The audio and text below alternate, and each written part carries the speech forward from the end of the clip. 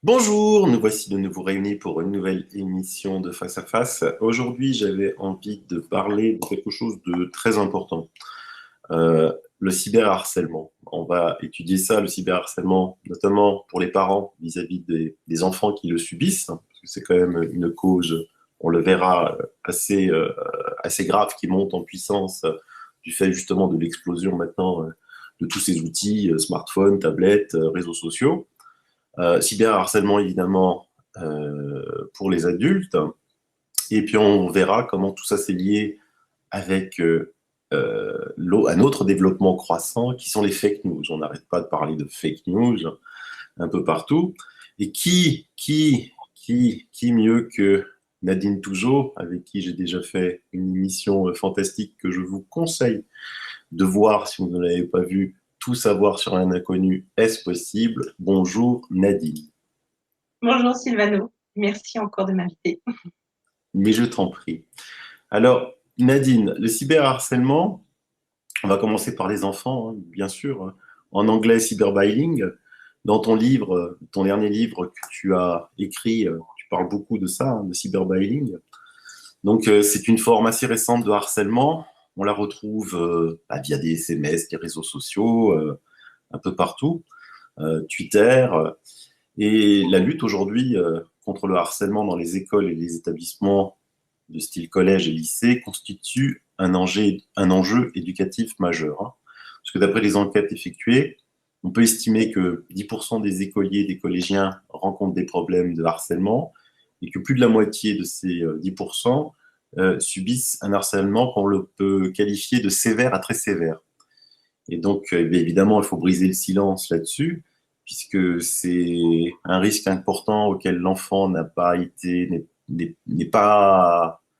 armes pour se défendre là-dessus.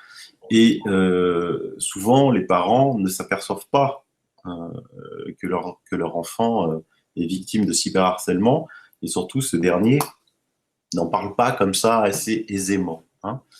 D'après des quelques chiffres que l'on a aujourd'hui en experts informatiques qui traquent les cybercriminels sur le net, il y a beaucoup de monde, hein, déjà qui font ça, mais on note une hausse moyenne de plus de 30% par an des cyberattaques contre les enfants, contre les femmes, contre les patrons d'entreprise, on les verra, ou contre même des postes un peu stratégiques dans une entreprise. Et donc, ça mène des fois, évidemment, à ce qui est inacceptable, à des suicides d'ados ou d'enfants. Et donc, je voulais en parler un petit peu avec toi. Nadine, toi qui es spécialiste en profiling, quels conseils pourrais-tu donner à des parents pour qu'il y ait quelques petites astuces qui puissent détecter quelque chose qui cloche chez leur enfant ou leur ado? Alors, pardon, déjà, si on voit les chiffres en croissance exponentielle aujourd'hui, c'est parce qu'on commence à les mesurer, mais ça n'est pas nouveau. C'est absolument pas nouveau. Ça fait très longtemps que ça existe. Simplement, on ne savait pas trop dire si c'était une cyberattaque, si c'était un cyberbullying, ou cyberharcèlement, ou e-harcèlement, selon les noms qu'on utilise, etc. Donc, la croissance qu'il y a aujourd'hui, elle existe réellement, oui, mais pas aussi importante qu'on le croit. C'est qu'en fait, on commence vraiment à toucher du doigt ce qui se passe. Premièrement. Deuxièmement, je réitère, comme j'ai dit dans la première émission, dans mon livre et partout, mes publications scientifiques, ainsi de suite, c'est d'abord un être humain qui agit dans l'espace réel. D'accord? Donc, même s'il agit dans le virtuel, ça reste un être humain qui vit dans le réel. Troisièmement, il faut comprendre d'abord ce qu'est le harcèlement et comprendre le comportement derrière l'écran pour se mettre à la place des harceleurs. Il y a tout type de harceleurs et de cyber, donc ils deviennent des cyberharceleurs derrière l'écran. La première chose, le premier conseil que je donnerais, c'est simplement aux parents d'être présents. Je sais, le travail, les charges, les soucis, tout ce qu'on veut, on donne beaucoup moins de temps aux enfants, c'est une erreur. Parce que l'enfant qui a l'habitude de se confier à l'un ou l'autre des parents ou les deux, ou même à un frère ou une sœur, ou à une tante ou que sais-je dans la famille, il faut continuer à garder ce contact-là. Parce que ce contact-là, il y a deux choses. La premièrement, c'est si on voit un rythme, un débit de parole, un débit de propos ou quoi que ce soit qui change, qui se modifie, il y a forcément quelque chose. Peut-être pas grave, mais il y a forcément quelque chose. Premièrement. Deuxièmement, si le plus souvent possible, voire tous les jours, on ne regarde pas son enfant de l'œil habituel que l'on a, et c'est-à-dire dans ce sens de dire est-ce que tout va bien pour mon enfant, comme on le réveille le matin, est-ce que tu as bien dormi, est-ce que tu vas bien, tu as fait des cauchemars, des choses comme ça. C'est des choses qui sont basiques, ça fait partie de l'amour et ça fait partie des choses qu'on occulte trop souvent parce qu'on est né dans le guidon. Je ne juge pas, hein. Je ne suis pas donneuse de leçons, je n'ai pas fait mieux. Moi aussi, il m'est arrivé de ne pas faire attention à cela. Et on est né dans le guidon, tout simplement, et puis parce qu'on n'y pense pas, parce qu'on se dit à un moment donné, tout roule, c'est une journée comme une autre. Non, c'est jamais une journée comme une autre. Ça, c'est les tout premiers conseils qui me semblent, mais vraiment primordiaux. C'est toujours garder cette attention, cet œil neuf et ce contact avec l'enfant, et surtout s'il y a un confident. Donc là, c'est pour tout, ça aidera pour tout, y compris le développement de l'enfant. C'est une façon d'épauler l'enfant pour lui permettre de mieux s'envoler. Parce que c'est notre rôle quelque part. Donc ça, c'est la première chose. La deuxième chose, par rapport à Internet, il y a des tas de possibilités de contrôler. Je parle toujours des enfants, des sites web, des ci et là. Je sais qu'il y a certains pays, Facebook, à partir de cet âge, tu ne peux pas l'avoir. Personnellement, je trouve ça très bien. Que tous les jeunes aient des comptes Facebook, je ne suis pas forcément d'accord.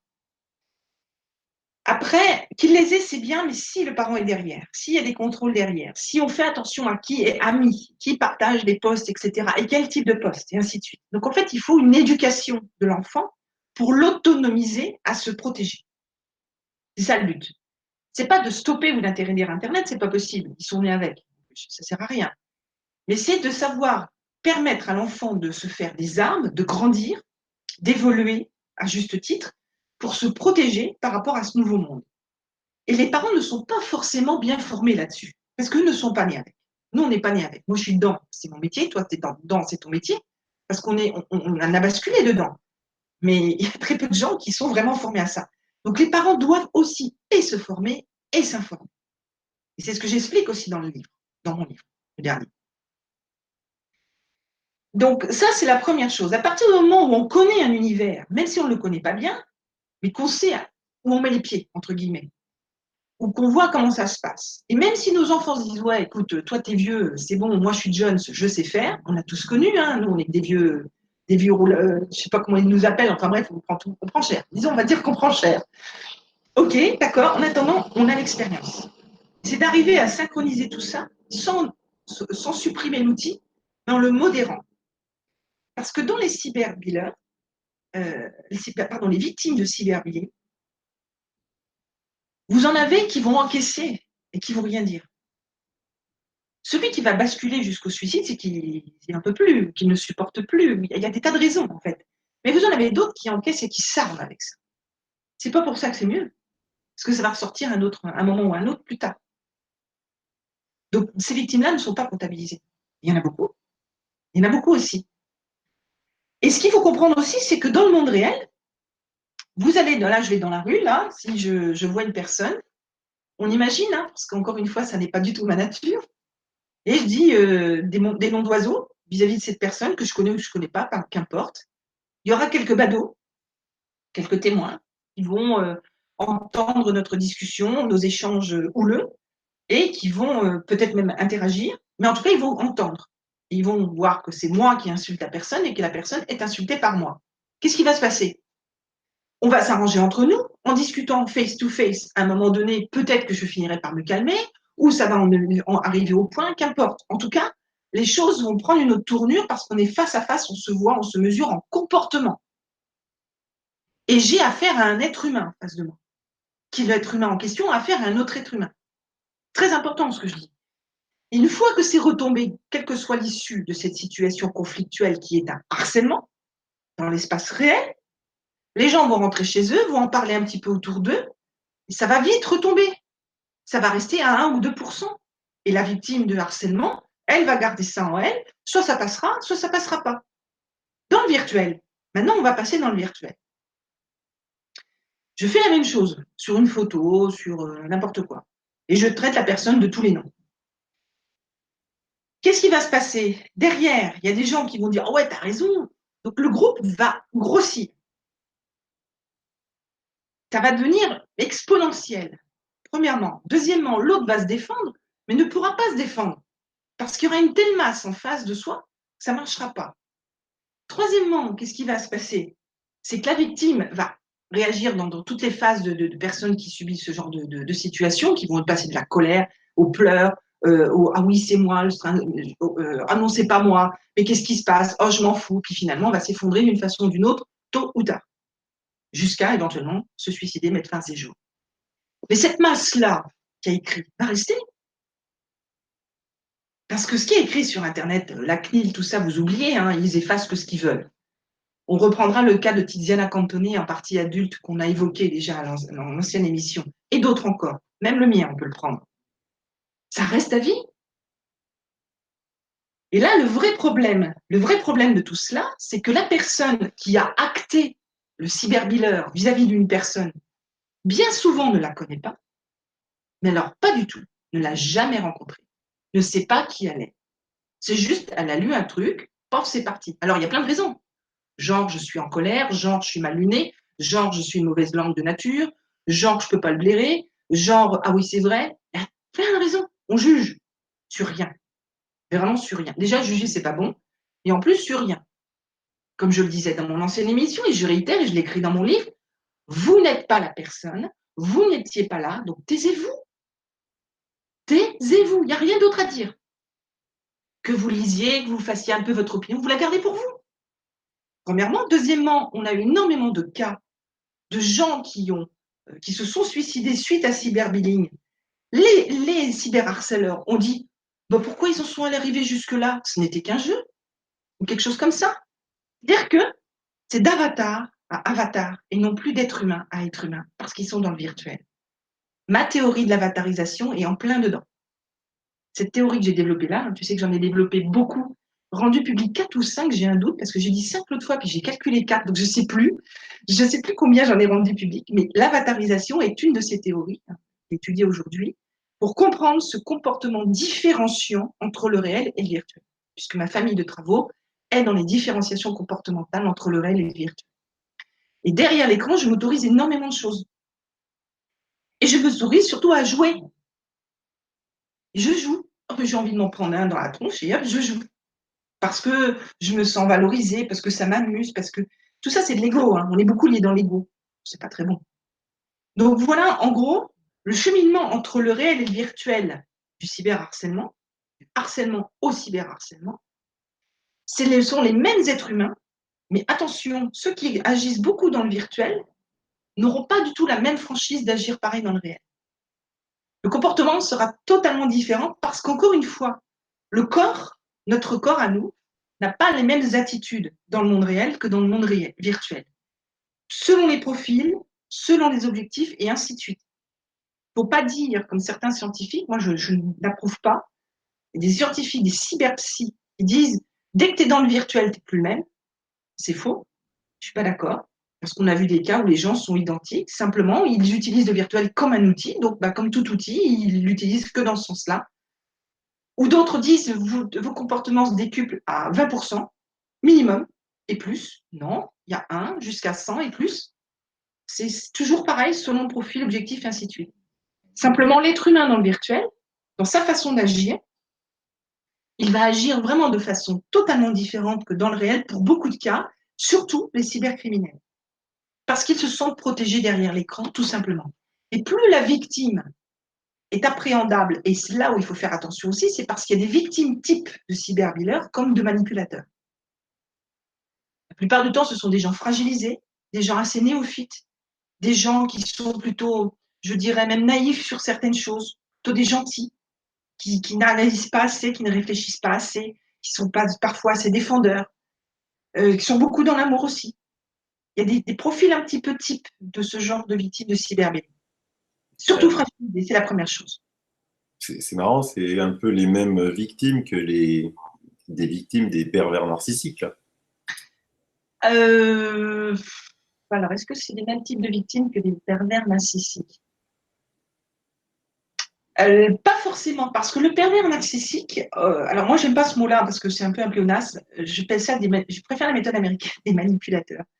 Je me rappelle avoir recadré dernièrement un petit peu un mauvais post sur le triangle de Karpman, qui est un scientifique qui a expliqué comment, ou le triangle dramatique, comment fonctionnent les pervers ou les manipulateurs pervers ou pervers sexuels. Il y a une méthode américaine, ça peut faire l'objet d'une autre émission. Mais euh, on a un petit peu trop dévié ça en France pour je ne sais quelle raison, mais c'est pas tout à fait ça. L'essence, c'est pas tout à fait ça. Je dirais simplement, le pervers va avoir toujours besoin d'une personne le manipulateur, plus exactement, je préfère plus souvent, une personne qui soit au-dessus de lui pour se valoriser. Et c'est forcément une personne gentille, mais souvent il est au-dessus de lui en compétences, qualités, etc. Et plus dans la notion de l'amour également. Alors que dans le cyberbullying, c'est un peu open bar. Pourquoi? Parce que je peux pas avoir quelqu'un sur Twitter, je vois sa tronche, je peux pas le blairer, ah bon alors là, c'est bon, il y a un truc et je charge. Donc il n'est pas forcément plus ou moins ça, c'est juste une question d'affect. Je peux pas le voir. C'est pas une question de valorisation ou d'ego là, même si l'ego est à une place aussi, c'est pas la même chose. Ou alors c'est je suis jaloux de telle entreprise ou de tel produit ou de telle personne qui a développé tel produit, je vais casser à mort. Et je vais casser à un tel point que je peux même faire une mort sociale sur cette personne, hein, ce qu'on a tenté de faire sur moi et ce qu'on a tenté de faire sur d'autres personnes. C'est très courant hein, depuis quelques années, pour que cette personne ne fasse pas de l'ombre à ces gens qui estiment détenir toutes les vérités et toutes les solutions de la Terre et être les meilleurs. Par exemple. Donc, tu vois, on n'est pas du tout sur la même relation. C'est comme une guerre. Hein. C'est un peu comme une guerre. Mm. Ou alors, t'es gros parce que ça fait bien dans les magazines d'être maigre. Alors, bah, c'est pas beau. Je suis désolée, dans certains pays, c'est bien d'être enveloppé. Dans certaines cultures ou à certaines époques, c'était bien d'être enveloppé et ainsi de suite. Ouais, mais ça, ce que tu dis, c'est l'actualité toute récente le démontre, hein, avec Carlos Ghosn.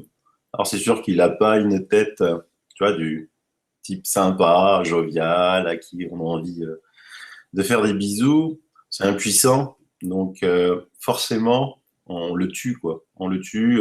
Ah, c'est bien fait.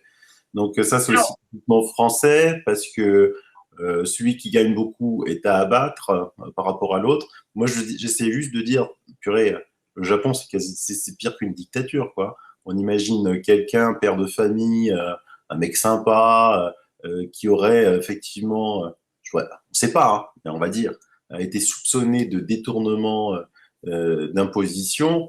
On l'aurait mis 53 jours maintenant en garde à vue avec un bol de riz le matin, un bol de riz le midi, un bol de riz le soir dans une cellule non chauffée. On serait tous là à crier au scandale, au scandale, au scandale. C'est Carlos Ghosn, c'est bien fait, quoi. Je trouve ça, c'est juste hallucinant. Je ne sais pas s'il est coupable ou pas. Je disais juste que c'est incroyable aujourd'hui, un pays comme ça, d'en être arrivé à entendre que bah, il est libéré de prison s'il signe des aveux en japonais qu'il ne lit pas. Quoi. Je suis horrifié. alors ta réflexion est plutôt légitime et très pertinente. Je ne vais pas rentrer dans le débat parce que j'ai ma propre opinion que je préfère garder pour moi. Tu sais combien je suis prudente sur beaucoup de choses. Mais le virtuel favorise beaucoup encore une fois, de détruire socialement une personne. Je pense que Carlos Ghosn, c'est tout simplement un fusible. Il est brillant, très brillant. Et peut-être que tout a été, comment dire, mis en scène pour des intérêts qui n'ont rien à voir avec la façade montrée du dossier. Et que bah, c'est lui qui a trinqué parce qu'il a la parfaite tête de vainqueur pour trinquer les gens qui sont des grands bosseurs, qui s'occupent pas trop des balles qui sifflent, comme on dit, qui tracent leur route, qui font leur truc, qui réussissent et qui font réussir. Ça dérange beaucoup. Un peu à la Strauss-Kahn, quoi. Par exemple. Mais voilà, et on est nombreux. Je suis dans la liste, hein, donc on est nombreux. Donc on va te monter une histoire de toute pièce. On va prendre ton nom, ton image, et tu te retrouves dans la presse du jour au lendemain avec un truc qui n'a rien à voir avec la réalité. Où là, tu te dis, waouh, même dans un film, j'aurais pas pensé, tu vois, j'aurais pas pensé. Et après, tu rames, parce que une fois que c'est écrit, c'est foutu. Et moi, je lis beaucoup de gens critiquer Carlos Ghosn ou d'autres, hein. Et je me dis, les pauvres, s'ils sont capables de critiquer autant ces personnes-là, donc ce sont des cybervillains, hein, ce qu'ils alimentent, là, donc ce sont des cybervillains. Je me dis que s'ils sont capables de faire ça, je ne vois pas comment ils peuvent être heureux dans leur vie, parce que comment ils sont avec leurs propres voisins, leur propre épouse, leur propre famille. Moi, je me pose des questions. Et dans ce cas-là, comment ils vont voir si leur enfant est cyberharcelé? Ou peut-être que leur enfant fera comme les parents et sera donc un très, très, très bon cyberharceleur. Après, sur le Japon, moi, j'ai rien à dire sur les pays. C'est lié à la politique, à la culture. Donc moi, je ne m'en occupe pas du tout. Je parle juste de Carlos Ghosn et de sa situation et de ce que j'en ai analysé qui, d'après mes recoupements, est plutôt proche de ce qui se passe. Et puis parce que, encore une fois, c'est un des fusils parmi tant d'autres. On est dans une cyberguerre aujourd'hui. Cette cyberguerre, elle est intéressante parce qu'elle ne tue pas des gens ou par ricochet, par dommages collatéraux, comme justement le cyberbullying, par les suicides, le terrorisme, par exemple, les sextapes, les ransomware. Ça tue, mais par dommage collatéral.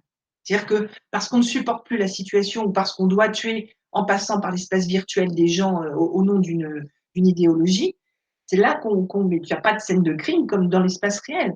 Donc, ça arrange tout le monde parce qu'on se dit, on se fout d'épater les uns les autres, on est dans un esprit absolument pas d'amour ni de connaissance. C'est à qui sera le plus fort pour pouvoir intruser X et Y choses et puis raconter des bêtises. Et il ne faut pas oublier une chose, c'est que le cyberbullying est né de la presse. On parlait des fake news. C'est eux qui ont créé les fake news. Et ça remonte notamment à Napoléon. Parce que Napoléon voulait remonter le moral des Français après la Révolution. Et donc, il arrangeait un peu les victoires, les histoires, etc. dans la presse. C'est lui qui avait développé un peu ça. Mais il les arrangeait pour remonter le moral, pas pour raconter des bêtises. Ça né un peu comme ça, tu vois. Et ce qui s'est passé derrière, c'est que, comme le pays était déjà en guerre avant que Napoléon arrive, hein, ça, c'est pas écrit dans les livres d'histoire, pour information, on était déjà en guerre. Et toutes les têtes couronnées d'Europe ne supportaient pas qu'on ait décapité du sang royal, donc n'importe qui passait derrière, il fallait qu'on lui mette une pâtée. C'est ce qui est naturel. Enfin, on a quand même décapité du sang royal, c'est quand même dur ce qu'on a fait. Je ne juge pas, mais il faut quand même remettre un petit peu dans le contexte. Quelle que soit la situation qu'on a vécue à l'époque, qui se répète, qui se répète. Donc ce sont des arguments, si tu veux, qu'il avait utilisés pour remonter le moral des troupes. Pas que les troupes militaires, pour des Français. Économiquement, d'ailleurs, la France était très puissante à l'époque. Et très longtemps que ça a duré.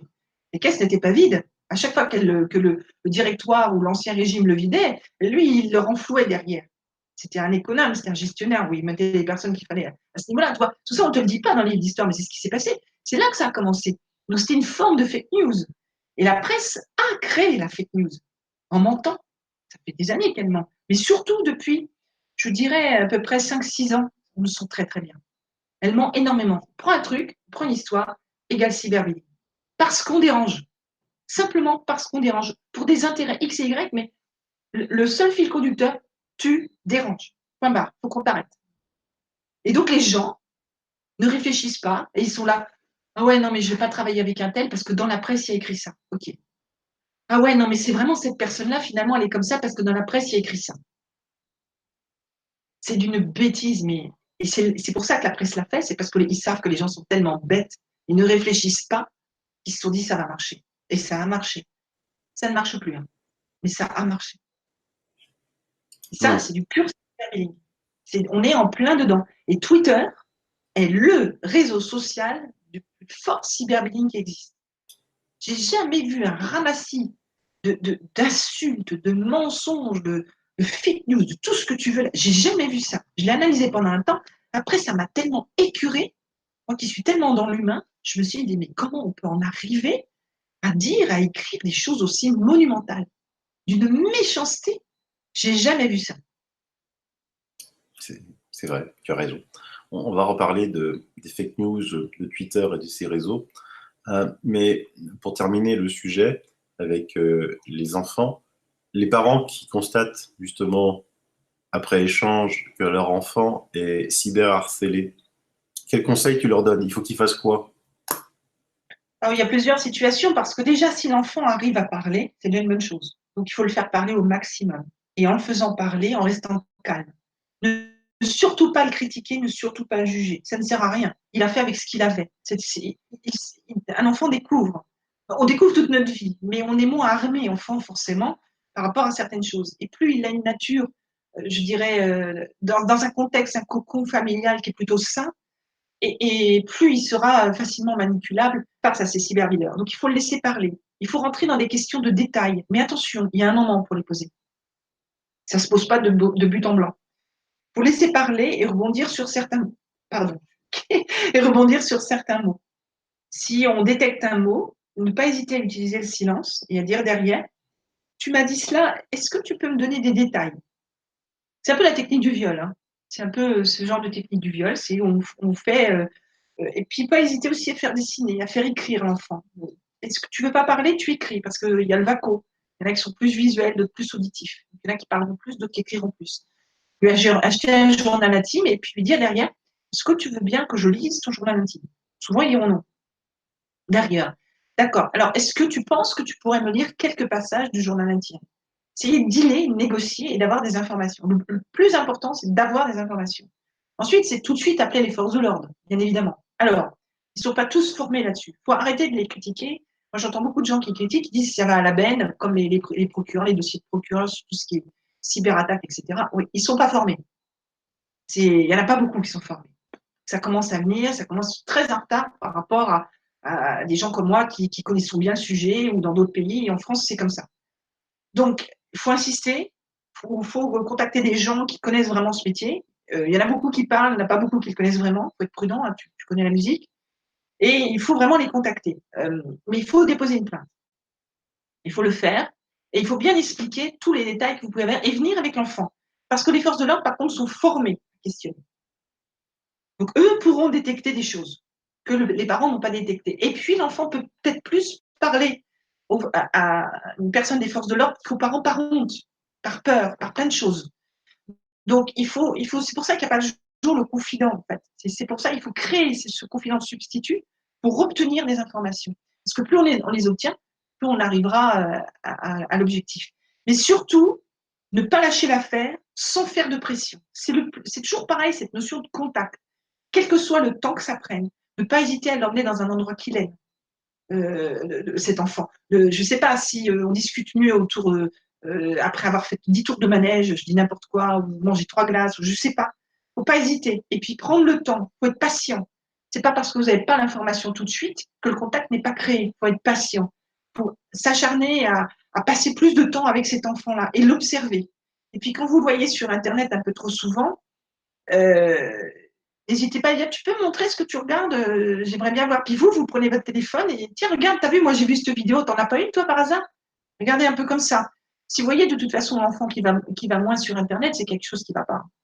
Si vous le voyez aller reculant à l'école, c'est qu'il y a forcément quelque chose qui ne va pas. Il y a des comportements physiques aussi. Hein. Ça peut être les épaules voûtées, ça peut être il s'habille moins bien, ça peut être il va être grognon, il va moins manger, il va moins bien dormir, ou il va vous serrer la main, vous demander plus de câlins. Il y a ça dépend de l'enfant, encore une fois. Il y a plein de choses. Et attention, parce que, encore une fois, les victimes qui parlent le moins, les victimes qui encaissent le plus, sont celles qui vont peut-être plus péter un câble. C'est peut-être celles qui vont plus facilement se suicider aussi. Attention.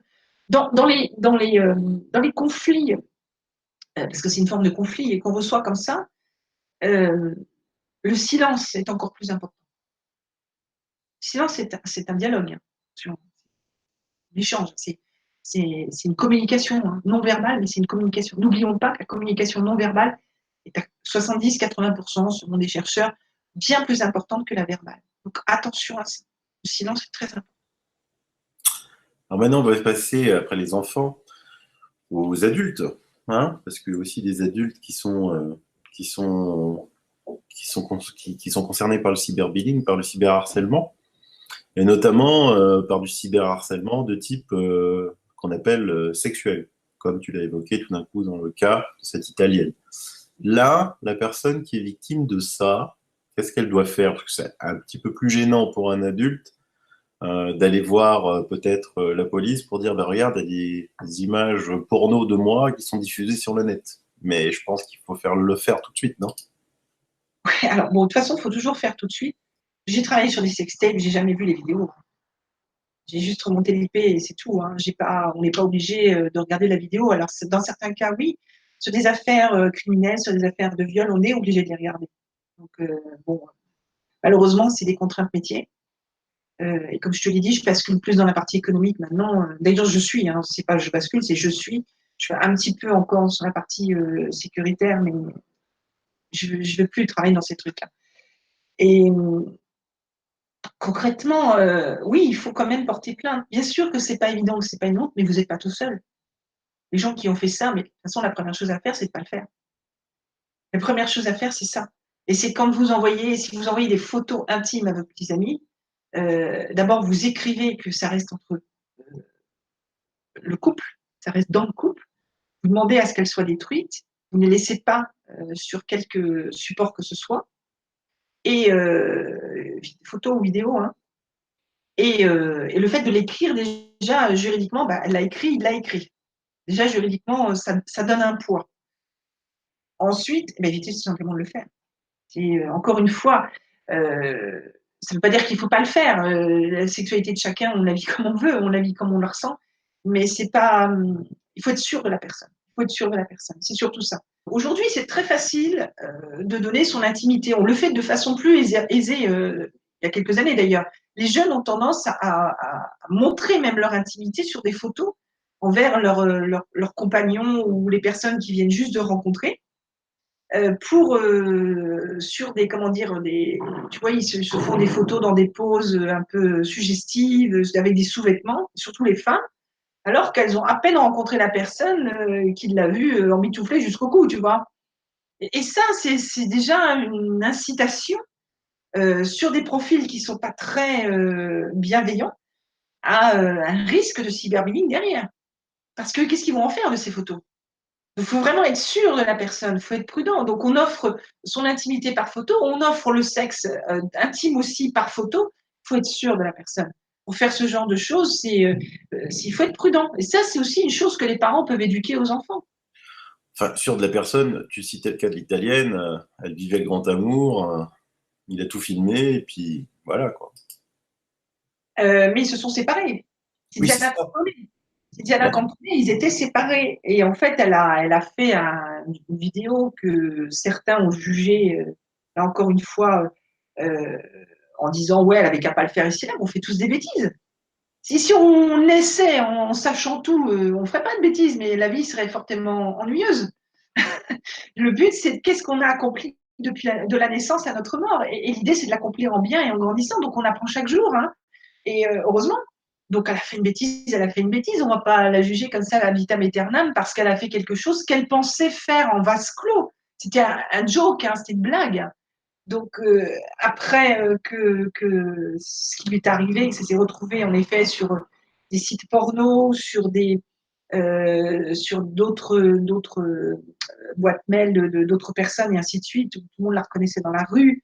Alors déjà, pour la reconnaître dans la rue, c'est qu'il y en a beaucoup qui fréquentent des sites porno aussi, hein, quelque part. Elle a dû changer de nom, la justice n'a reconnu que sur Facebook euh, le fait de retirer la vidéo, mais pas sur les sites porno et ailleurs. Enfin, donc elle s'est suicidée. Mais combien de Tiziana Cantone, et pas uniquement. J'expliquais que les sextapes sont aussi utilisés pour subtiliser des données dans les entreprises.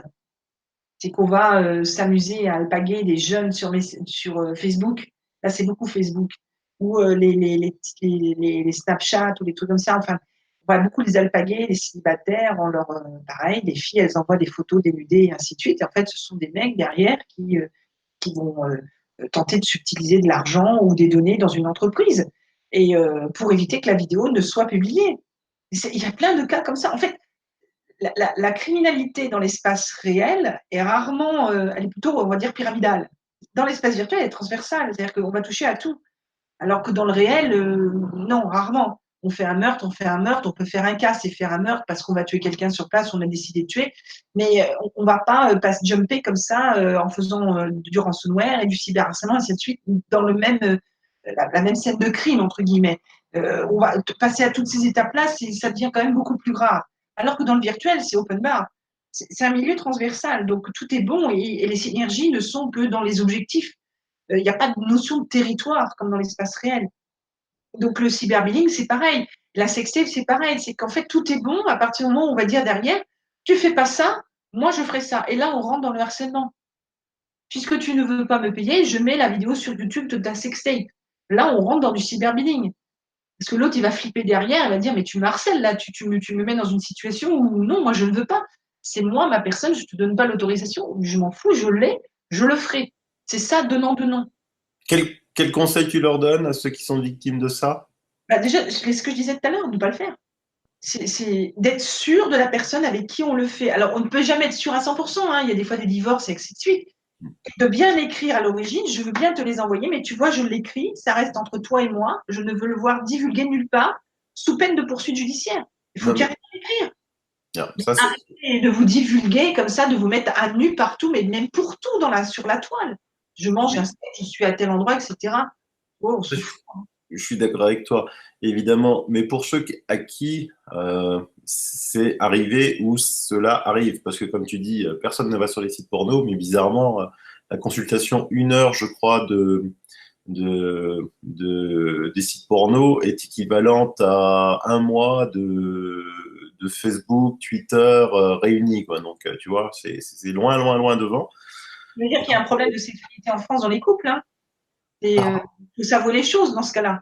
Enfin, je veux dire, c'est qu'il y a un problème. Il peut y avoir un problème quelque part, c'est qu'il y a peut-être un mauvais vécu dans le couple. Mais c'est Oui, pas enfin là, on va faire une, une non, mais émission. c'est ça qui crée aussi ces situations. C'est de ne pas assumer les choses, de ne Oui, pas tout faire pour les arranger. Non, mais c'est pour ça que je le dis, c'est important. C'est comme la pédophilie. mm, Elle s'est énormément décuplée dans l'espace virtuel. Ah mais non, mais nous, on ne connaît pas la pédophilie, pas de ça chez nous.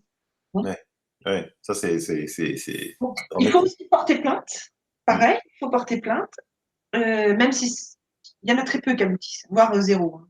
La preuve, hein, encore une fois, le cas Tizana Cantoni. Il y en a très très peu qui aboutissent. Moi, je suis toujours dans le prédictif encore, hein, ou le préventif, hein. Toujours dans le vaut mieux prévenir que guérir. Donc, c'est votre comportement à vous qui doit changer. C'est votre comportement à vous que vous devez canaliser, sans être paranoïaque. À un moment donné, qu'est-ce que j'ai vraiment dans ma vie? Qu'est-ce que je suis dans ma vie? Et est-ce que je peux faire confiance à cette personne? Et est-ce que je peux me permettre de mettre sur la toile des choses qui derrière vont, moi, me porter préjudice? C'est aussi simple que ça, en fait. Les Oui, gens, voilà. C'est ce qu'on disait dans l'autre émission. Ne faites pas sur la toile ce que vous ne feriez pas, on va dire, sur une place publique où il y a plein de monde. Voilà, premièrement, et deuxièmement, ce que vous aimeriez pas qu'on vous fasse aussi. bien sûr, bien sûr. Alors maintenant, on en vient aux fake news. Parce que quand même, derrière tout ça, nous avons la presse, les médias, la puissance de la presse et les médias qui sont capables, comme ça, de détruire quelqu'un, d'encenser quelqu'un, de favoriser une élection d'un tel ou pas. Qu'est-ce que tu as envie de dire sur ça? Voilà, il y a du boulot. Déjà, c'est politique, hein. Donc moi, tu sais que je touche pas à la politique. C'est-à-dire qu'il y a quelques journalistes qui sont vraiment restés dans l'essence journalistique, de faire des vraies investigations. Moi, je me rappelle d'avoir eu une interview d'un soi-disant journaliste d'investigation. Le mec, il m'a même pas posé des questions à moi, il m'a même pas écouté. Il m'a dit, vous avez fait ça. Je dis, vous avez des preuves? Ben, il me dit, c'est écrit. Je dis, non, je vous ai demandé des preuves. Je vous ai pas dit ce qui est écrit dans d'autres canards, dont le vôtre. Je vous demande des preuves. Et pour l'avoir vécu, oui, c'est horrible. Je veux dire, moi, je n'ai jamais eu l'occasion de me défendre parce que les journalistes qui n'ont pas cru en cette histoire qu'on mettait dans la presse par Mons et par Vaux et qui ont contacté mon avocat ou moi-même, on les a appelés après derrière pour leur dire taisez-vous. Il y en a beaucoup qui n'ont pas cru. Et qu'est-ce qui s'est passé, moi, à titre personnel? Moi, j'ai parlé en tant que victime. Merci de me donner l'occasion, Sylvain, parce que jamais on me l'a donné. Eh bien, en tant que victime, du jour au lendemain, tu te retrouves avec un huissier qui t'apporte un document au correctionnel parce qu'un avocat t'a mis en correctionnel, ce qui est légitime. Tu n'as pas fait l'objet d'une garde à vue, tu n'as pas fait l'objet d'une enquête. Et on était à 4 à travailler dans une équipe pendant 4 mois. C'est moi qui ai pris. Alors, je disais que donc à 3 heures du matin, j'ai reçu un coup de fil d'un ami dans la presse qui m'a expliqué que mon nom était dans la presse pour donc les diffamations qu'on a mis sur mon dos. Et je dis, écoute, je n'étais pas vraiment au courant. En tout cas, mon avocat m'avait parlé d'un truc qui pouvait arriver comme ça, mais je n'étais pas vraiment au courant. Et puis, ça a continué comme ça, avec des choses impossibles de se défendre. On m'a même refusé mon droit de réponse alors que je l'ai demandé dans la légalité. J'ai demandé aussi mes droits CNIL, Google, tout m'a été refusé. Alors que rien n'a été respecté dans la légalité me concernant. J'avais interdiction de répondre. Te dire, tu vois ton nom et ton image avec des mots à côté qui sont absolument pas en phase avec qui tu es. C'est que en fait, tu te retrouves une Nadine Touzeau en fait différente de la vraie Nadine Touzeau pour des choses que tu n'as pas commises. Et donc tu te dis bon, de toute façon la vérité sera rétablie. Tu sais que c'est pas toi, tu sais que t'es pas comme ça. Les gens qui te connaissent savent que c'est pas toi non plus. Donc quelque part, moi au début, je me suis dit je m'en fous de ce qu'ils peuvent dire. Je sais que c'est pas moi. Je sais que ça n'a aucun intérêt. Je sais que ça n'a aucune pertinence tout cela parce que je sais très bien que j'ai pas fait ça. Je sais très bien que c'est absolument faux. Le dossier n'est pas du tout en ça. Et nous avons des preuves.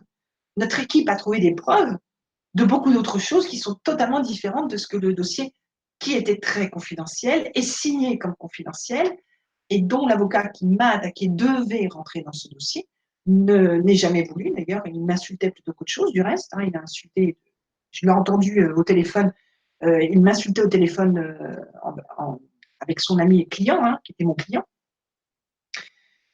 Donc tu dis, voilà, non, c'est pas gentil, ça fait mal, tu te sens vraiment pas bien du tout, mais non, c'était pas moi.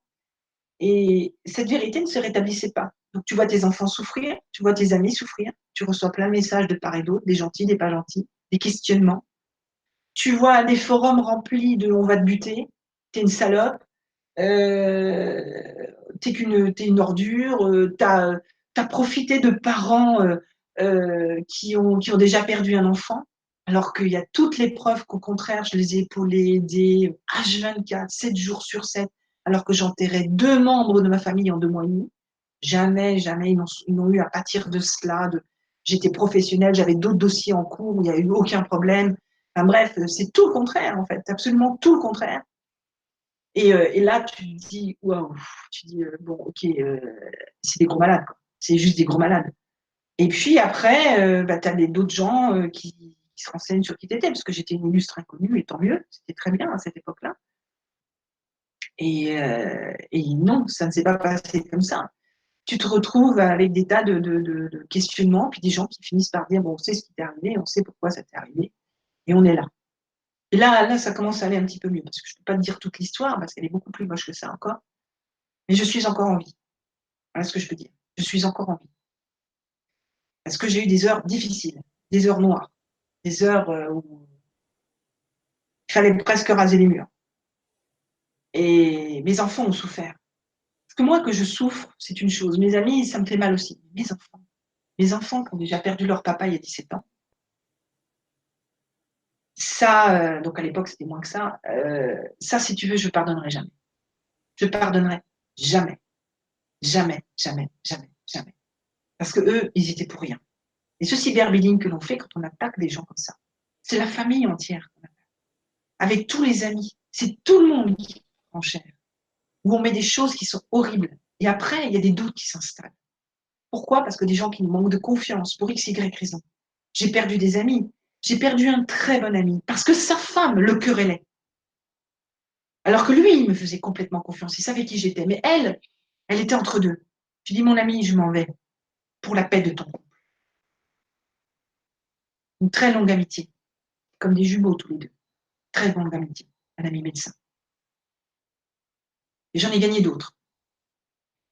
J'en ai gagné d'autres qui m'ont soutenu. Je suis très soutenue parce qu'il y a beaucoup de gens qui savent que je ne suis qu'une victime d'un système. Pour des tas de raisons mauvaises. Et en plus, je ne cherchais pas querelle. Je ne cherchais rien du tout. Mais apparemment, il y a eu certaines choses. Donc c'est extrêmement violent et tu passes par toutes les couleurs. Mais le pire, c'est pas le pire. J'avais 2 ans de contrat. Ils sont tous tombés.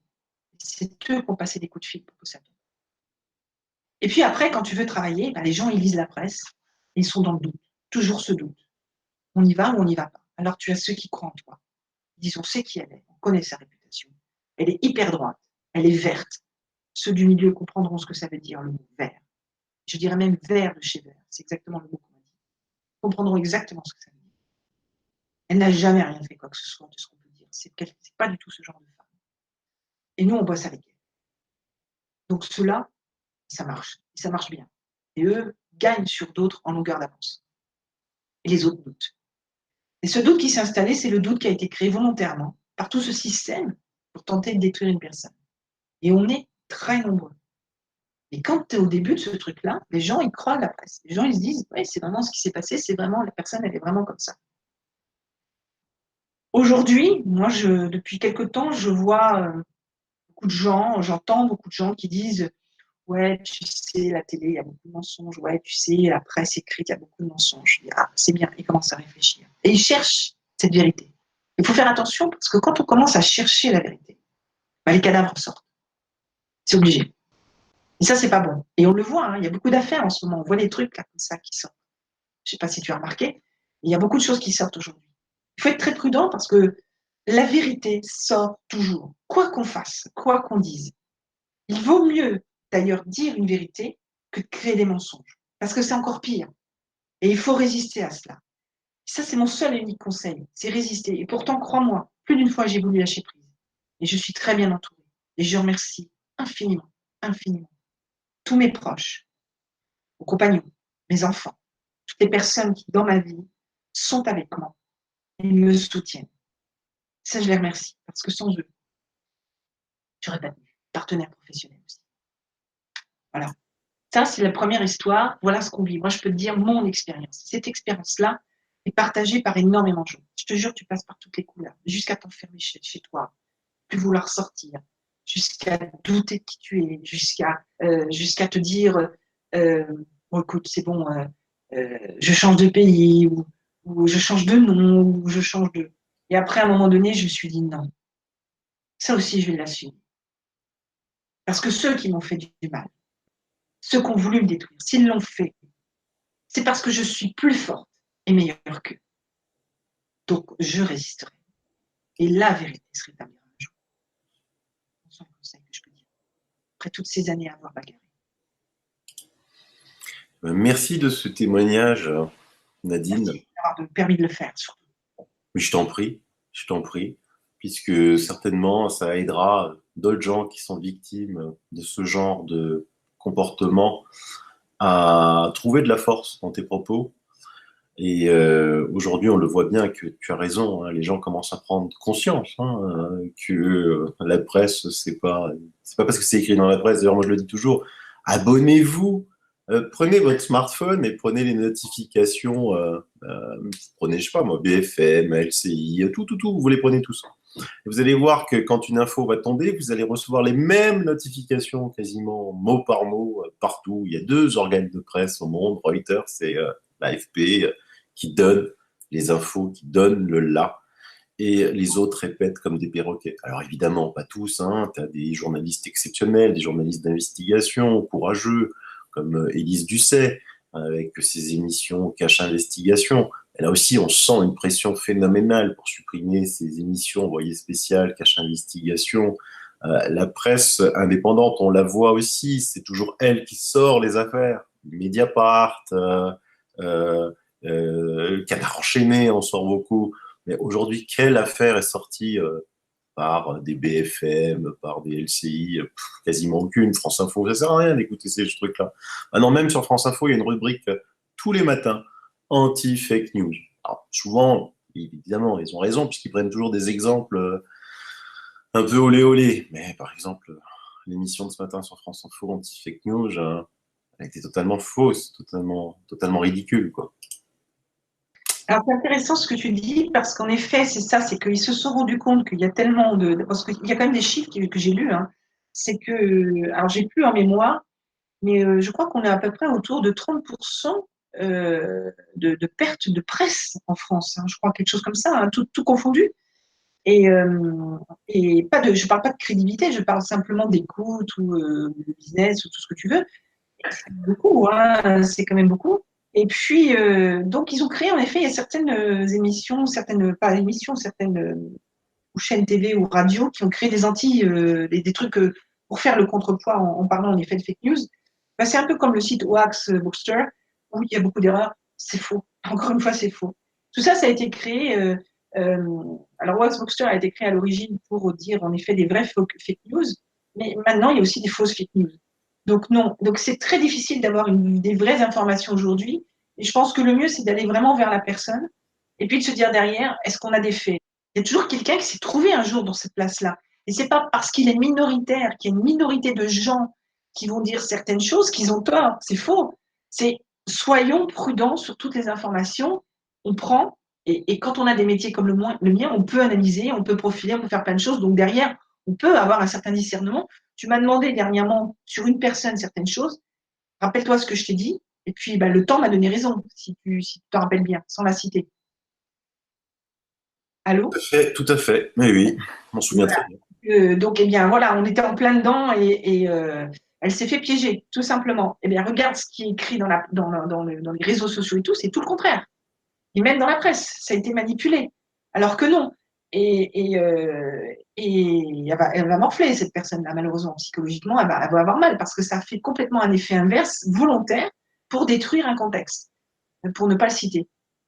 Et donc on est dans cette espèce, c'est une guerre, encore une fois, c'est une guerre cyber. Et pour la politique, alors on dit qu'un tel falsifie les résultats politiques de tel pays, etc. Peut-être, peut-être pas. Peut-être que c'est dit pour arranger des propos ou ce qu'on a envie de mettre en place ou ce qu'on a envie de faire, on n'en sait rien. Et là, encore une fois, c'est dans la politique. Moi, je ne veux pas y toucher. Ça m'intéresse. C'est un univers qui ne m'intéresse pas, qui m'intéressait déjà pas beaucoup autrefois, mais alors là, absolument plus. Euh, je sais pas. Ce qui est certain, on revient à ce que je disais tout à l'heure, c'est que cette notion de cyberguerre, parce que c'est une cyberguerre, même cyberbullying, de détruire des gens parce qu'ils dérangent, c'est toujours parce qu'ils dérangent. Il ne faut pas chercher à comprendre. Ils dérangent à un haut niveau. Quoi, comment, on ne sait pas toujours, mais c'est sûr qu'ils dérangent. Quand on en arrive à ces situations-là, c'est que forcément derrière, il y a des intérêts politiques, mais c'est forcément aussi que tu as un certain niveau, que tu as quelque chose qui fait que, sinon on ne mettrait pas autant de moyens. Euh, donc, c'est là où il faut se poser la question, c'est quand on envoie un à l'affiche, comme tu dis, il faut se dire, ah ouais, attends, s'il est là, c'est sûr, il y a un truc derrière, c'est qu'il ne doit pas être aussi mauvais qu'on le dit. Ça, c'est certain. Et après, on va encenser d'autres personnes. Bah oui, forcément.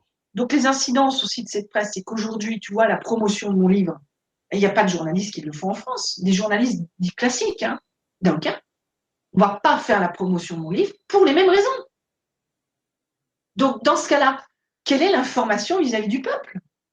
Elle est filtrée. On va parler de ça, ça, ça, ça, parce que ça arrange. OK? Mais ça arrange qui? Parce que derrière, comme les vérités vont forcément sortir, ça fera un effet boomerang. Donc, on parle vraiment du one shot sur du très court terme. On n'est pas du tout dans une création, dans une continuité et dans une longévité, mais absolument pas. Et c'est là où ça devient dangereux. C'est un choix. Hein. Moi, je ne juge pas. C'est un choix. C'est que, est-ce que les gens qui font ça sont juste dans le dire on va valoriser un tel pour rendormir le peuple? Sur Amazon, les ventes de livres et l'intérêt des livres, moi, il y a beaucoup de lecteurs, puisque mon premier livre a été publié sur Amazon, puisque je trouvais que malgré la bonne écriture de mon bouquin, il n'intéresserait personne et il ne se vendrait pas. Pour la formation, mon premier livre sorti donc en 2015 a fait 1000 ventes au 11e mois, sans aucun marketing, aucune pub. 1000 ventes au 11e mois, juste sur Amazon. Eh bien, il y a beaucoup de gens qui disaient, j'en ai discuté, qui disaient que sur Amazon, il y a parfois des livres de très nettement meilleure qualité que dans les éditions classiques ou dans les librairies.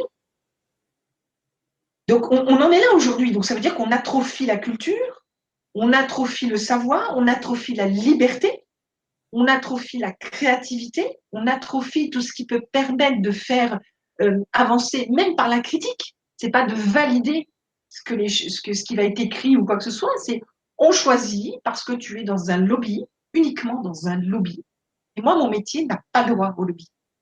On est dans un métier de neutralité au maximum et de zéro jugement au maximum.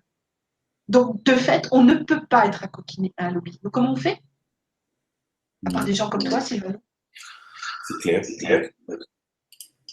Et on est nombreux, hein, on est très, très, très, très nombreux. Ça, c'est du cyberbullying, c'est une forme de cyberbullying. Après, les entreprises, on parlait des entreprises. Combien de gens, et là, il y a eu des suicides aussi.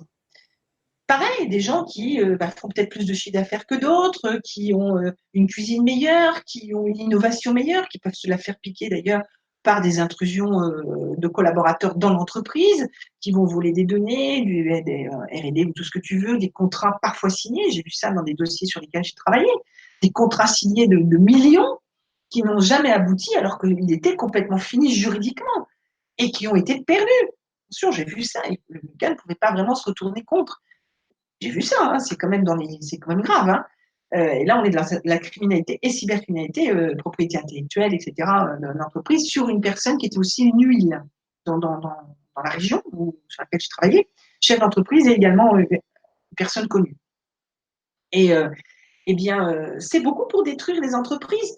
On les appelle souvent les trolls d'ailleurs. Hein. Ce sont des messages qui vont mettre « Oh non, ce restaurant, on mange très mal, je suis soft hein. ». Ou cette entreprise, ce sont des escrocs, des voleurs. Puis les gens, toujours pareil, la notion de doute. Ah, il y a écrit ça, bon. J'utilise beaucoup TripAdvisor. J'aime beaucoup TripAdvisor. D'ailleurs, moi-même, j'alimente énormément depuis des années. Donc, du coup, je suis dans les gens les plus crédibles parce que ce que je dis, on peut le vérifier. Et puis, souvent, on voit des commentaires à peu près proches du mien. Mais souvent, tu as soit carrément le propriétaire du restaurant ou les copains, hein, ou l'environnement du propriétaire du restaurant, par exemple, ou de l'hôtel.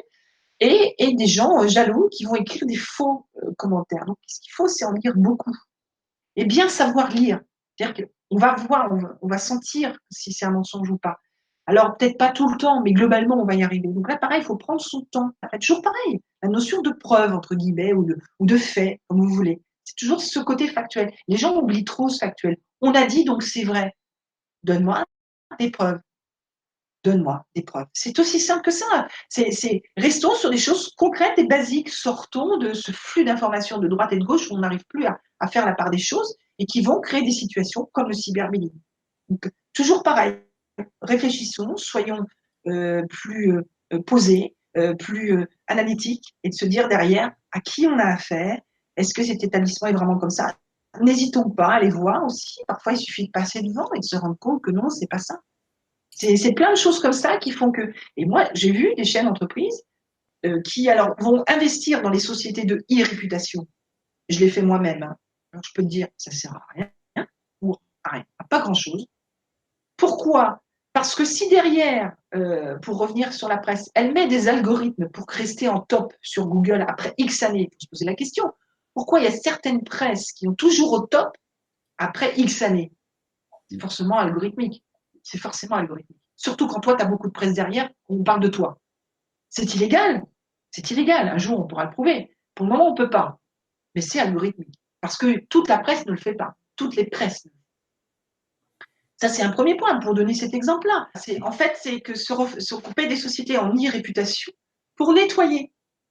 Mais si la CNIL ne suit pas derrière, si les algorithmes